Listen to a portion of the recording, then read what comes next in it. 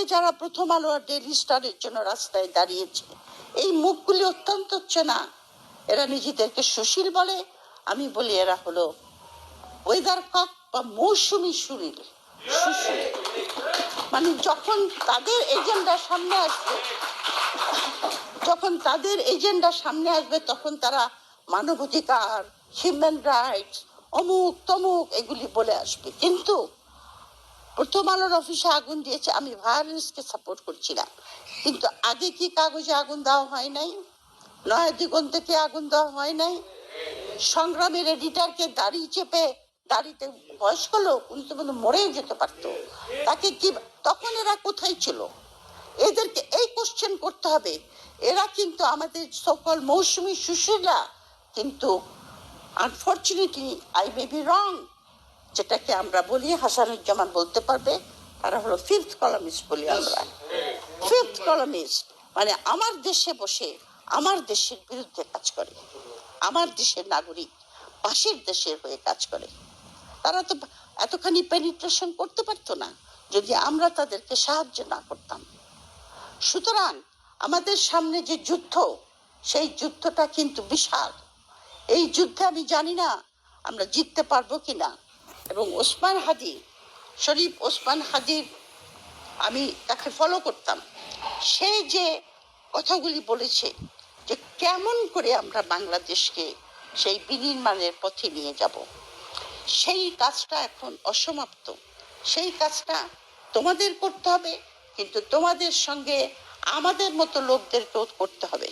কারণ আমরা আমাদের কাজ করতে চেষ্টা করেছি, কিন্তু আমরা সাকসেসফুল হই নাই, আমাদের সাফল্য আসে নাই, আমাদের জেনারেশনের কথা বলছি আমি।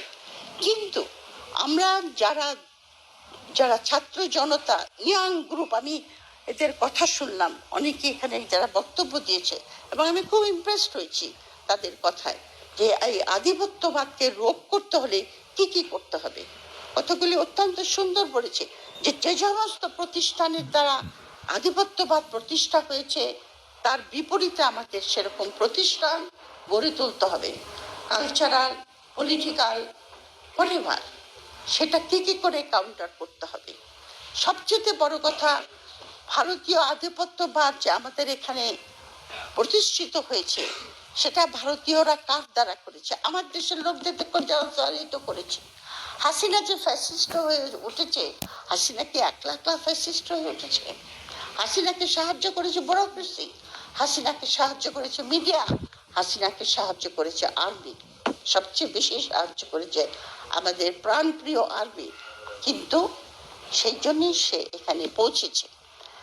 যখন বিডিআরের আপনার পিলখানার হত্যাকাণ্ড ঘটলো, সেটা কিন্তু ছিল বাংলাদেশের সার্বভৌমত্বের উপরে আঘাত। হাদির হত্যাকাণ্ডটাও কিন্তু আমাদের সার্বভৌমত্বের উপর আঘাত। কারণ অ্যাক্রস দি বর্ডার থেকে যদি কেউ এসে আমার দেশের লোককে মেরে যায় তাদের পলিটিক্যাল উদ্দেশ্যকে সফল করার জন্য, সেটা আমি মনে করবো সার্বভৌমত্বের উপরে আঘাত হয়েছে। আমাদের পিলখানার সময় আঘাত হয়েছে, আমরা কিছু বলি নাই। শাপলা চত্বরে হয়েছে, আমরা কিছু বলি নাই। গুম হয়েছে মানুষ, আমরা কিছু বলি নাই। সুতরাং আমাদের সামনে যে যুদ্ধ, সেই যুদ্ধটা কিন্তু বিশাল। এই যুদ্ধে আমি জানি না আমরা জিততে পারবো কিনা। আল্লাহর কাছে সবসময় প্রার্থনা করি, দোয়া চাই যেন আমরা জিততে পারি, এবং যদি জিততে না পারি তাহলে আমরা অন্ধকারে তলিয়ে যাব, সে বিষয়ে কোনো সন্দেহ নাই।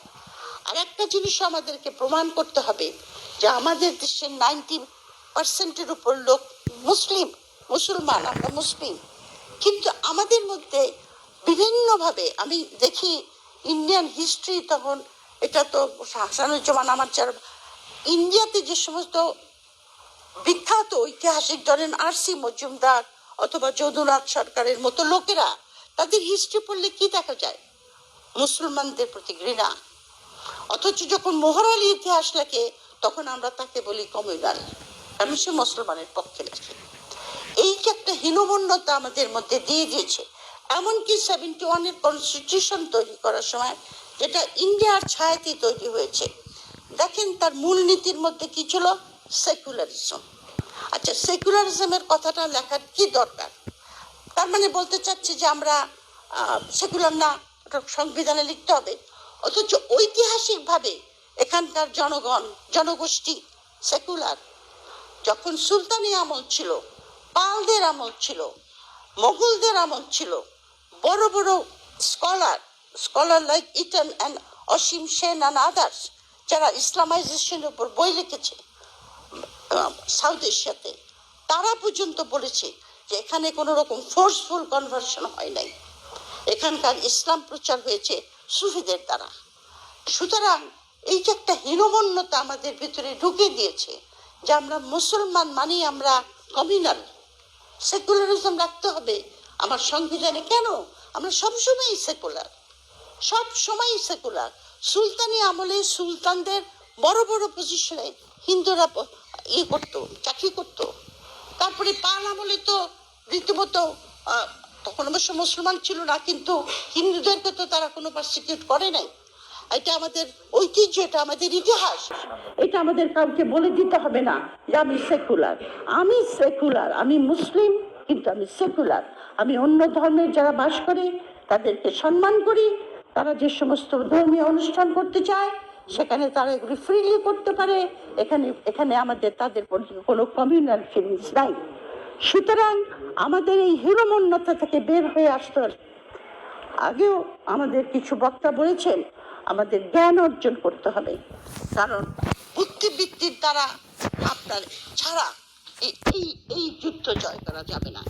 আমার মনে আছে আমি যখন আমার হাজব্যান্ড কলম্বিয়াতে গিয়েছিলেন, আমি তখন কলম্বিয়াতে আমার পিএইচডি থিসিসের জোগাড় করছিলাম মেটেরিয়াল। তো ওদের কলম্বিয়া ইউনিভার্সিটির লাইব্রেরিতে, মেইন লাইব্রেরিতে অনেকগুলি লাইব্রেরি আছে।